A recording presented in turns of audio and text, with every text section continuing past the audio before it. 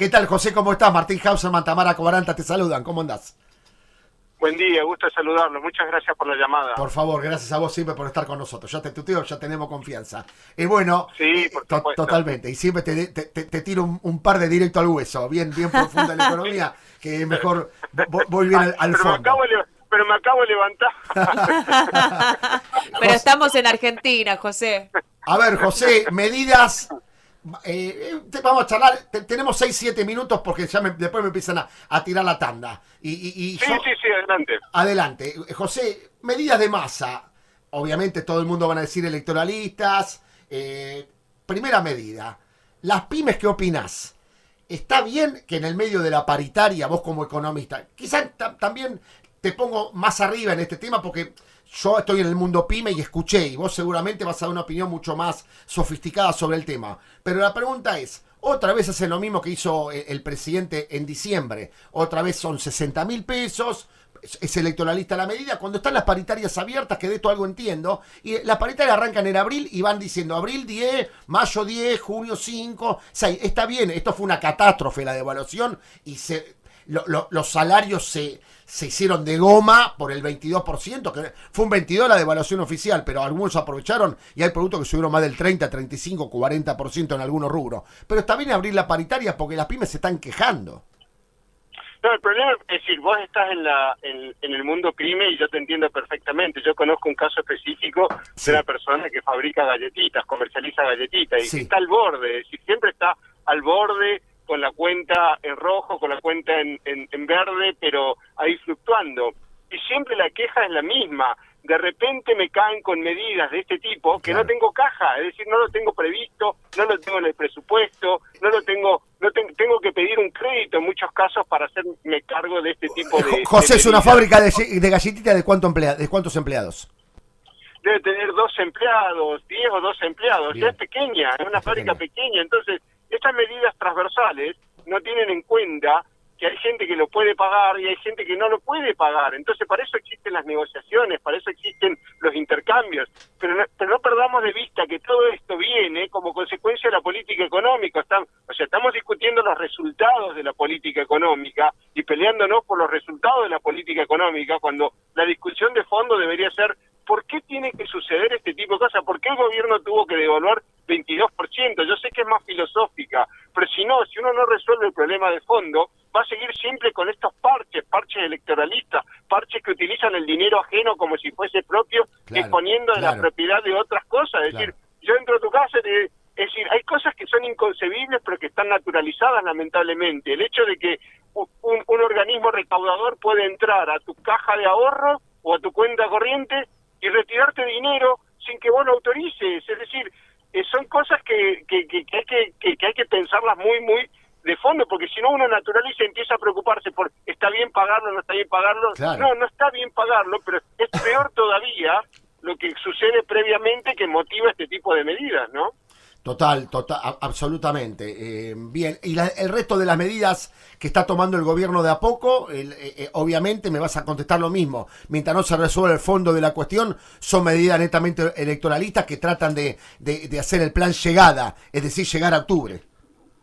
Ese fue siempre el plan, Martín. Fue desde octubre del año pasado, el plan fue septiembre, octubre del año pasado, el plan fue siempre llegar, porque no le daban los tiempos para implementar medidas de largo plazo que permitiesen revertir la situación. Es decir, la política económica tiene un rezago de aproximadamente 6 meses, un año, todo depende de la velocidad de cambio de las expectativas. Entonces, siempre fue el plan llegar, y está llegando con la lengua afuera. Ese es el problema, y está tomando...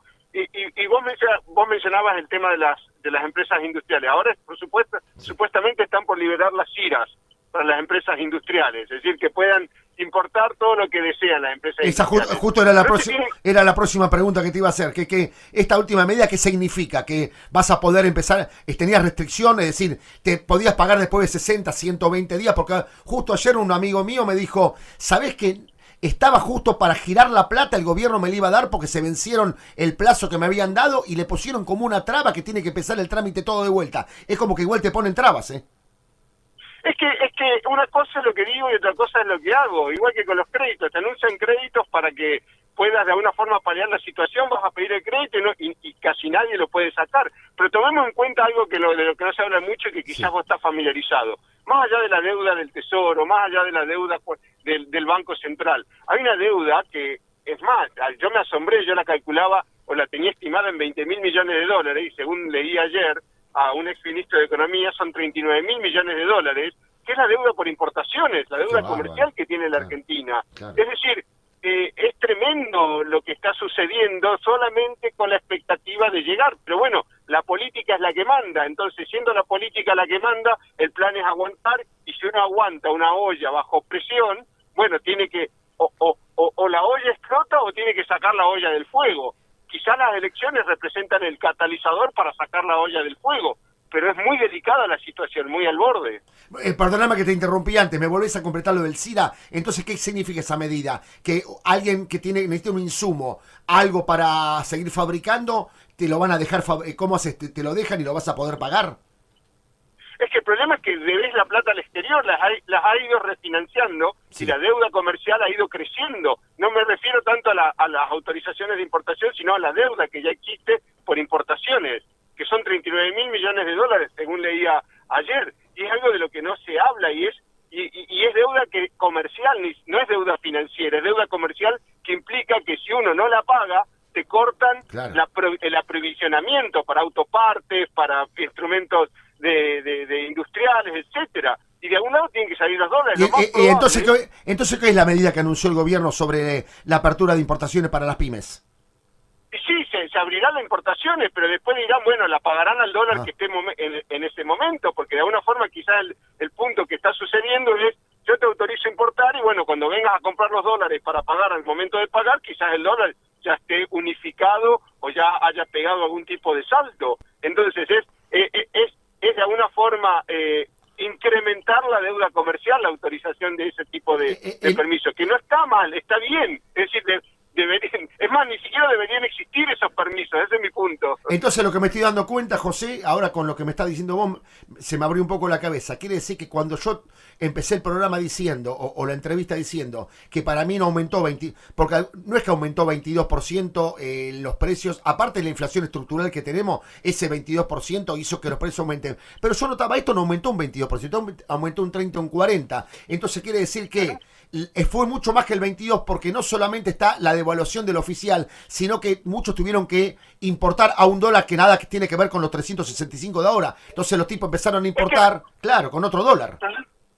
Exactamente, es decir, según tengo entendido, te permiten pagar importaciones con dólares del exterior, claro, pero los dólares del exterior te cuestan plata, son los dólares financieros, y los dólares financieros, tarde o temprano, entonces de alguna forma te vas anticipando, claro, y vas diciendo, bueno, yo sé que tarde o temprano, es decir, yo necesito estas autopartes, sin esta parte se me para la línea de producción, y parar la línea de producción realmente es un problema. Entonces las pago con dólares que tengo en el exterior, pero los dólares en el exterior me cuestan el precio del dólar financiero. Claro, es decir, y de alguna forma, si aún tengo acceso al dólar oficial, me voy cubriendo por las dudas, porque sé que después, cuando tenga que reponer, lo voy a tener que pagar al dólar financiero. Claro. O no sabemos, pero es la incertidumbre que genera eso, Martín.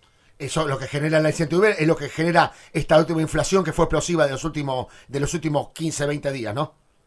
Sí, y que todavía sigue reprimida, porque falta tarifas, falta combustibles, falta el dólar todavía que se acomode un poco más, pero hasta que no se restablezca el crédito externo y se normalice un poco la macroeconomía y haya algún catalizador de expectativas, vamos a seguir con esta incertidumbre que te provoca. Este dólar, el dólar de 800, el contado con liquidación, es carísimo, pero bueno, es el dólar que se paga, es el dólar que pide alguien para traer plata a Argentina, o es el dólar que paga alguien de Argentina para poder escaparse hacia el exterior. José, me tengo que ir a la tanda, seguiría media hora más charlando de esto porque son temas que me interesan y que esclarecen un poco a la audiencia. Te mando un abrazo, seguramente nos reencontramos en un próximo programa. Gracias. Con mucho gusto, muy buen fin de semana y gracias por la llamada. Gracias a vos.